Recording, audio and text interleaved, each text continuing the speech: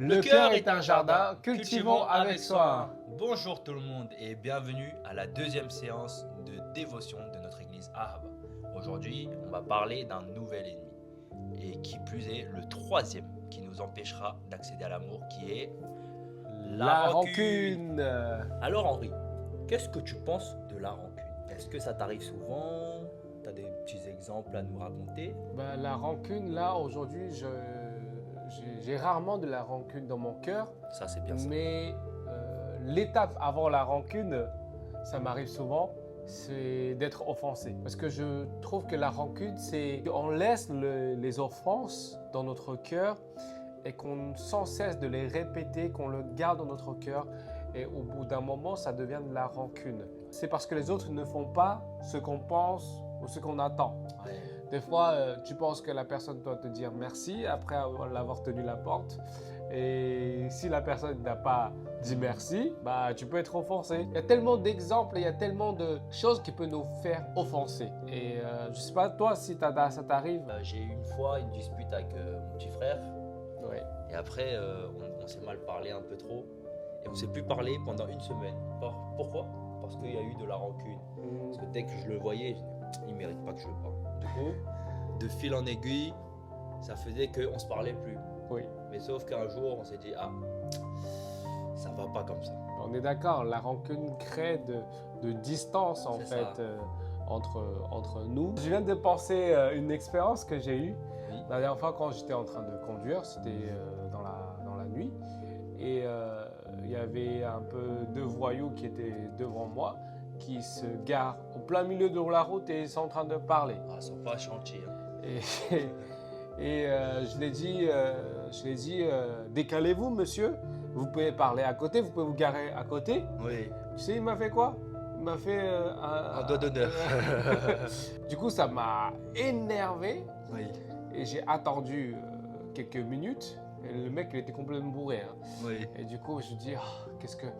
Je dis, j'aurais dû faire ceci, j'aurais dû faire cela, j'aurais dû sortir mon bâton et je lui mets des coups. Oui, et le tout. frapper et tout. Et oh là, c'était chaud dans mon cœur.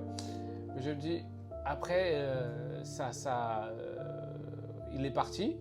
Moi aussi, je suis parti. Hein. C'est après que je réfléchissais à tout ça.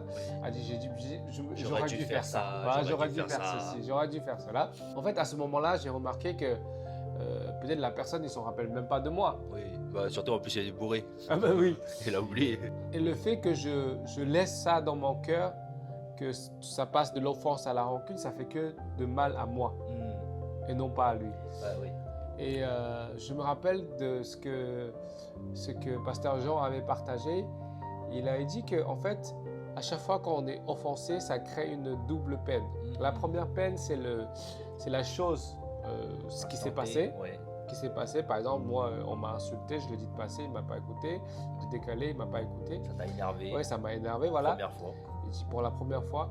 Mais la deuxième peine, c'est quoi? C'est que le fait que je le laisse dans mon cœur et je le laisse répéter sans cesse dans mon cœur et que cela crée de la rancune et ça me fait le mal à l'intérieur. Toi, tu penses pourquoi on est facilement irritable? Pourquoi ça nous arrive de tout le temps s'énerver malgré que ce soit une grande chose, une petite chose? Je trouve que principalement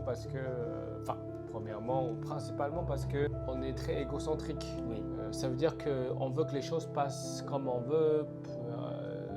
On veut que les autres répondent comme on le pense, ou comme on attend, qu'on est le centre du monde, exact, qu'on veut que la Terre tourne autour de nous. C'est ça. Donc je parle, peut-être c'est pour certains, c'est très brutal que je dise comme ça, mais souvent on est facilement irrité, c'est justement parce que on veut que les choses se passent comme on veut, on attend, on souhaite. Et justement ça c'est du légocentrisme. C'est quelque chose qui nous empêche en fait de témoigner de l'amour envers les autres parce que l'amour ne pense pas à ses propres intérêts, mais pense aux intérêts des autres. Oui. Et aujourd'hui, Jésus clairement il nous dit que pour ceux qui veulent le suivre, il doit renier soi-même et porter sa croix et le suivre chaque jour. C'est quoi la différence du coup entre égocentrisme et s'aimer soi-même alors? Je pense que aimer soi-même, on doit prendre soin de nous. Parce que L'égocentrisme veut dire que je me mets moi au centre Oui. et que les choses tournent selon ma volonté. Mm. Mais aimer soi-même, c'est tout en mettant Dieu en premier, Oui. mais tout en mettant Dieu au centre. Et on aime soi-même selon ce que Dieu nous dit, parce que souvent on s'aime soi-même d'une mauvaise manière. Mm. Par exemple, si on s'aime soi-même avec de l'égocentrisme, bah, je dis je fais ce que je veux, Oui. je fais ce qui me plaît. Oui. Est-ce que c'est forcément bien de faire ce qui plaît à soi-même? Non, des fois non. On est d'accord. Oui. Parce que je trouve que c'est... aujourd'hui, le monde nous dit fais ce qui te plaît. Mm. Mais souvent, ce qui nous plaît, c'est pas forcément du bien pour nous-mêmes. Mm. Donc, on doit remettre en question en fait la manière dont aujourd'hui ce monde nous apprend de s'aimer soi-même. Oui. D'ailleurs, tu sais que tout en étant égocentrique, ça va créer des désordres dans notre vie Oui. et ça va nuire à notre joie. Pourquoi je dis ça? Parce que quand on veut que les autres fassent comme on veut, bah, la réalité c'est que les autres ne te répondent pas tout le temps comme tu veux. Oui, on va être déçu. On va être déçu. Et justement, quelqu'un qui est égocentrique, c'est quelqu'un qui vit tristement en fait. Parce qu'il va toujours être en colère, il va toujours être fâché, il va toujours être énervé, triste, parce que les autres ne le font pas. Et par exemple, dans mon couple, si moi j'ai envie que ma femme fasse toujours comme je veux, alors là, on ne va pas finir de se disputer. Oui. Et de la même, si elle veut que je fasse comme elle veut, Oui. bah, la guerre, ça ne sera jamais fini. Oui. Et c'est justement ce qui se passe dans le monde. En étant égocentrique, on veut que les gens fassent comme on veut, on pense, en suivant nos intérêts. C'est ça. Et c'est ça qui crée les conflits et la guerre. Aujourd'hui, on voit que l'amour que Dieu a manifesté à travers Christ est un amour qui est altruisme, qui recherche les intérêts des autres. Mais ça ne veut pas dire que Jésus ne s'aime pas soi-même. Jésus, il prend soin de soi-même et aussi il prend soin des autres. Oui.